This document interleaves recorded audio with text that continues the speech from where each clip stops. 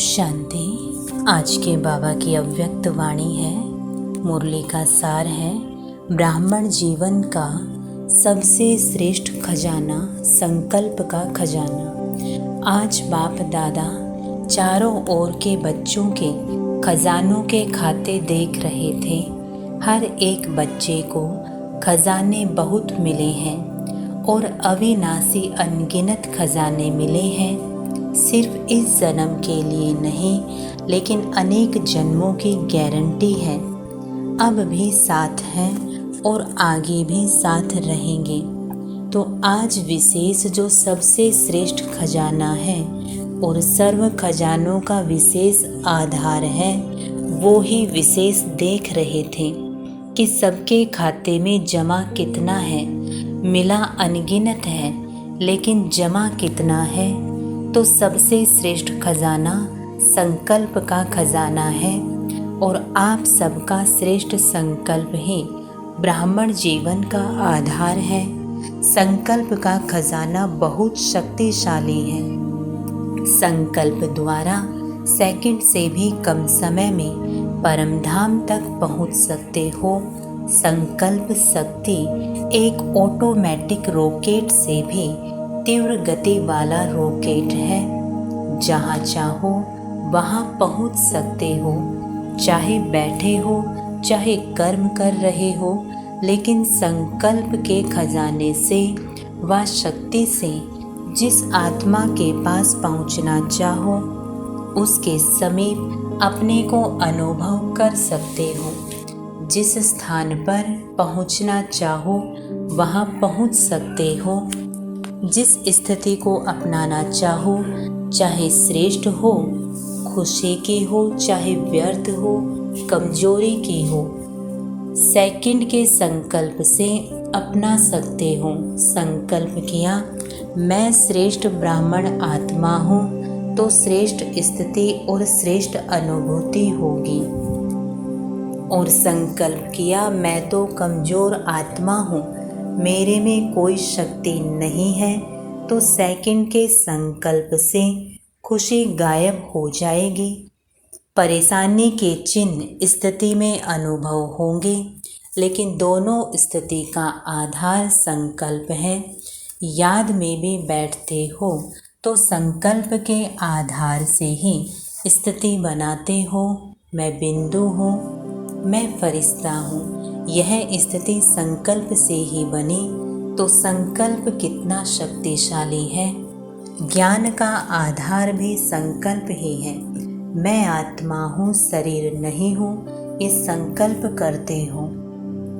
सारा दिन मन बुद्धि को शुद्ध संकल्प देते हो व मन में शुद्ध संकल्प करते हो, तो मनन शक्ति का आधार भी संकल्प शक्ति है। धारणा करते हो, मन बुद्धि को संकल्प देते हो कि आज मुझे सहन शक्ति धारण करनी है, तो धारणा का भी आधार संकल्प है।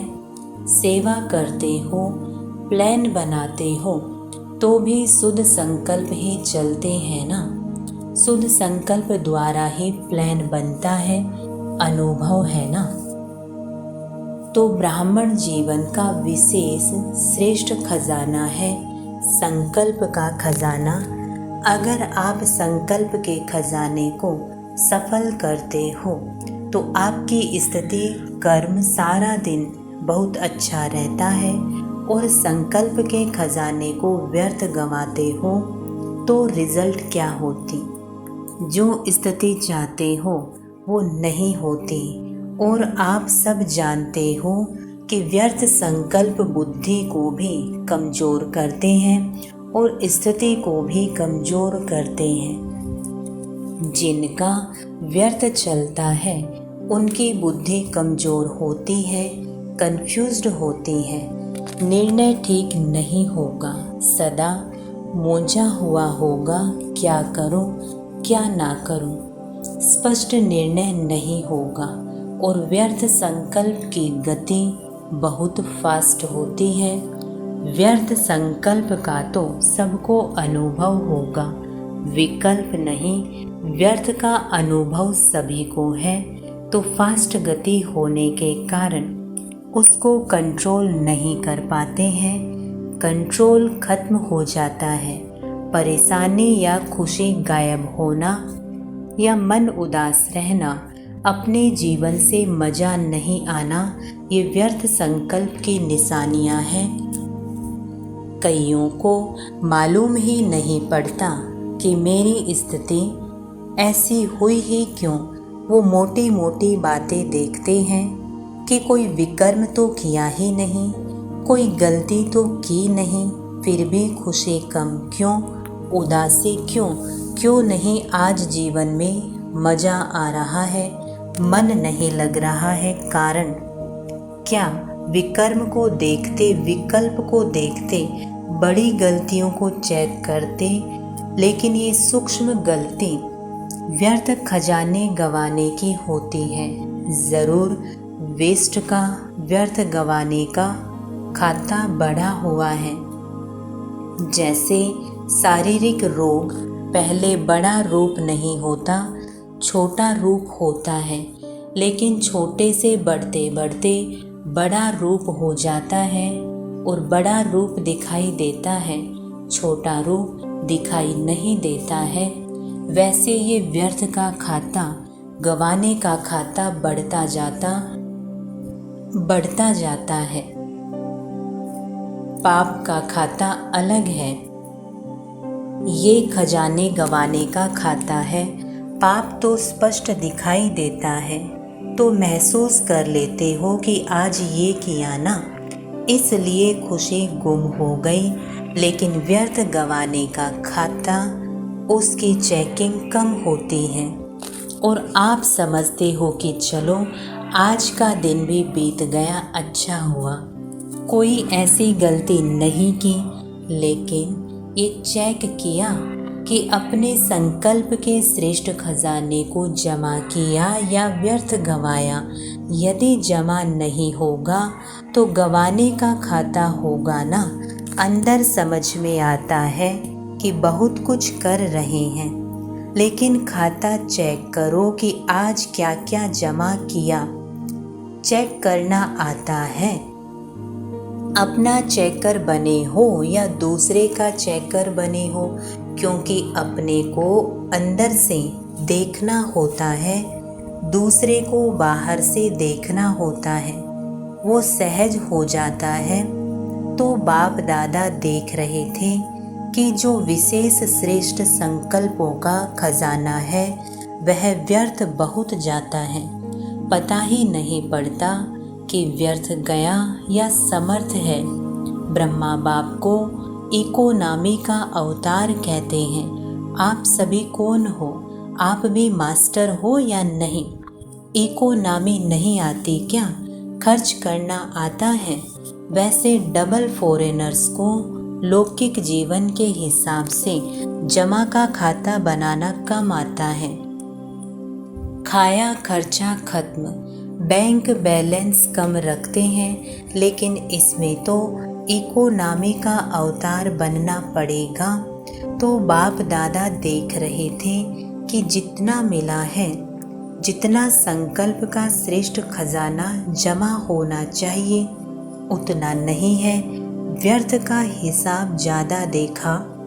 अगर संकल्प व्यर्थ हुआ तो खजाने व्यर्थ स्वतः ही हो जाते हैं। संकल्प व्यर्थ तो कर्म और बोल क्या होगा? व्यर्थ ही होगा ना। फाउंडेशन है संकल्प, तो संकल्प को चेक करो, हल्का नहीं छोड़ो। ठीक है, सिर्फ 2 मिनट ही तो हुआ, ज़्यादा नहीं हुआ, लेकिन 2 मिनट में आप चेक करो कि कितने संकल्प चलते हैं। व्यर्थ संकल्प तो तेज होते हैं ना। 1 सेकंड में आबू से अमेरिका पहुंच जाएंगे।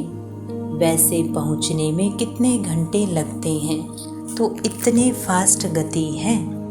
उस गति के प्रमाण चेक करो, अपने संकल्प शक्ति की बचत करो और फिर रात्रि को चेक करो।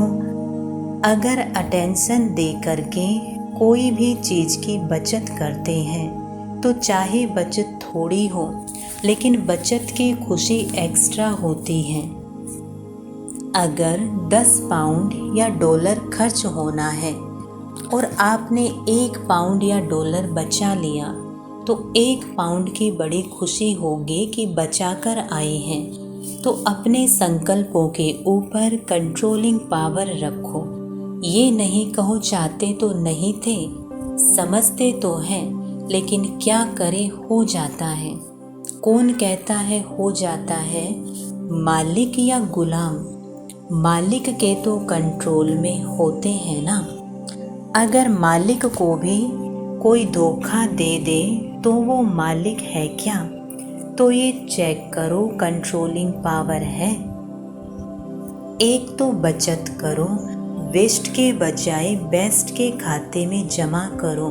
और दूसरा, अगर बचत नहीं कर सकते हो तो व्यर्थ को समर्थ संकल्पों में परिवर्तन करो। यदि कंट्रोल नहीं हो सकता है तो परिवर्तन तो कर सकते हो ना। उसकी रफ्तार को जल्दी से चेंज करना, नहीं तो आदत पड़ जाती है।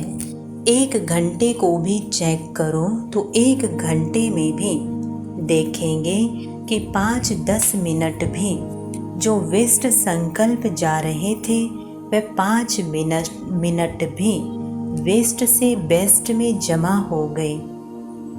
तो 12 घंटे में 5-5 मिनट भी कितने हो जाएंगे और खुशी कितनी होगी। और जितना श्रेष्ठ संकल्पों का खाता जमा होगा तो समय पर जमा का खाता काम में आएगा। नहीं तो जैसे स्थूल धन में अगर जमा नहीं होता तो समय पर धोखा खा लेते हैं, ऐसे यहाँ भी जब कोई बड़ी परीक्षा आ जाती है तो मन और बुद्धि खाली खाली लगती है, शक्ति नहीं लगती है। तो क्या करना है, जमा करना सीखो। अगले वर्ष अगर देखें तो सबके श्रेष्ठ संकल्पों का खाता भरपूर हो, खाली खाली नहीं हो। यही श्रेष्ठ संकल्पों का खजाना श्रेष्ठ प्रारब्ध का आधार बनेगा। तो जमा करना आता है, राजयोगी अर्थात चेक करना भी आता और जमा करना भी आता। जिसका खाता जमा होगा उसके चलन और चेहरा सदा ही भरपूर दिखाई देगा। ऐसे नहीं आज देखो तो चेहरा बड़ा चमक रहा है और कल देखो तो उदासी की लहर, ऐसा नहीं होगा। सारे दिन में चेक करो तो आपके पोज कितने बदलते हैं, कभी चेक किया है? बहुत पोज बदलते हैं।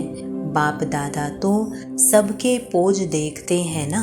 कभी कभी देखते हैं कि कई बच्चे कर्म में इतना टाइम नहीं लगाते, लेकिन किए हुए कर्म के पश्चाताप में टाइम बहुत गंवाते हैं। फिर कहते हैं 3 दिन हो गए, खुशी गुम हो गई है। क्यों खुशी गुम हुई, कहाँ गई, कौन ले गया? खजाना तो आपका है, लेकिन ले कौन गया? पश्चाताप करना अच्छी चीज़ है, क्योंकि पश्चाताप परिवर्तन कराता है, लेकिन उसमें ज़्यादा टाइम नहीं लगाओ। पश्चाताप का रोना करेंगे तो सारा सप्ताह रोते रहेंगे। पश्चाताप किया बहुत अच्छा, लेकिन पश्चाताप करना और प्राप्ति की खुशी लाना, आगे के लिए सेकंड में निर्णय करो कि करना है या ये नहीं करना है। पहले सुनाया है ना, नोट और डोट, ये दोनों शब्द याद करो। नोट सोचा और डोट लगाया। 4 घंटा रोते रहे, चलो पानी नहीं आया, अंदर रोते रहे। आधा घंटा पानी बहाया और 4 घंटा मन से रोया। तो इतना पश्चाताप नहीं करो, यह बहुत है। पश्चाताप की भी कोई हद रखो। बाप दादा को डबल फॉरेनर्स की एक विशेषता बहुत अच्छी लगती है। रोना नहीं अच्छा लगता, लेकिन एक विशेषता अच्छी लगती है। कौन सी? सच्ची दिल पर साहेब राजी। सच बताने में डरेंगे नहीं, छिपाएंगे नहीं। तो सच्ची दिल है, इसके कारण बाप के डबल प्यार के भी पात्र हो। तो सच्ची दिल रखी, साहिब को तो राजी कर लिया। लेकिन परिवर्तन भी फिर इतना जल्दी करना चाहिए। उसको बार बार अपने अंदर में वर्णन नहीं करो, ये हो गया, ये हो गया, हो गया, फिनिश, आगे के लिए अटेंशन। लेकिन कभी कभी अटेंशन के बजाय टेंशन कर लेते हो, वो नहीं करना है। बड़े ते बड़ा जस्टिस बनो। यहाँ भी चीफ जस्टिस होते हैं ना, आप तो चीफ जस्टिस के भी चीफ हो। अपने प्रति जल्दी से जल्दी जस्टिस करो। रोंग राइट, रोंग है तो नोट और डोट। ऐसा नहीं होता तो ऐसे होता, ऐसे नहीं करते तो ऐसे होता। ये गंवाने का खाता जमा करते हैं, कमाई खत्म हो जाते, जमा का खाता खत्म होता। सोचो लेकिन व्यर्थ नहीं, और बचा कर दिखाओ। 1 घंटे से इतना बचाया, ये रिजल्ट दिखाओ कि व्यर्थ चालू हुआ, लेकिन हमने चेंज किया और जमा किया। वेस्ट को बचाओ, ये बचत का खाता बहुत खुशी दिलाएगा। इस वर्ष बाप दादा सभी के बचत का खाता भरपूर देखना चाहते हैं। कर सकते हो ना? तो अभी फास्ट गति से करना, क्योंकि टाइम भी तो फास्ट जा रहा है ना। फिर देखेंगे इसमें नंबर 1 कौन जाता है, बचत का खाता किसका सबसे ज़्यादा होता है। बचत के खाते में नंबरवार कौन कौन होते हैं, वो रिजल्ट निकालेंगे। और अगर आपने संकल्प को कंट्रोल किया तो औरों को कंट्रोल करने की मेहनत नहीं करनी पड़ेगी। कई कहते हैं बोलना नहीं चाहते हैं, लेकिन पता नहीं मुख से निकल गया। लेकिन जब बोल निकलता है या कर्म भी होता है तो पहले तो संकल्प आता है। अगर किसके क्रोध भी करना है, अगर किससे क्रोध भी करना है तो पहले संकल्प में प्लान बनता है, ऐसे करूँगा, ऐसे बोलूँगा। ये क्या समझता है, प्लान चलता है, फिर समय को भी उसमें यूज़ करते हैं। समय देखते रहेंगे कब आता है, कौन आता है। तो संकल्प के खजाने के पीछे समय का खजाना भी वेस्ट जाता है। संबंध है तो संकल्प को बचाने से समय को, बोल को बचाना स्वतः ही हो जाएगा। तो वर्ष बीतता जा रहा है, अभी संकल्प में साधारण संकल्प नहीं करो, प्रतिज्ञा करो। शरीर जाए लेकिन प्रतिज्ञा नहीं जाए।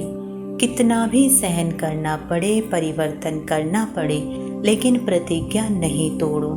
इसको कहा जाता है दृढ़ संकल्प।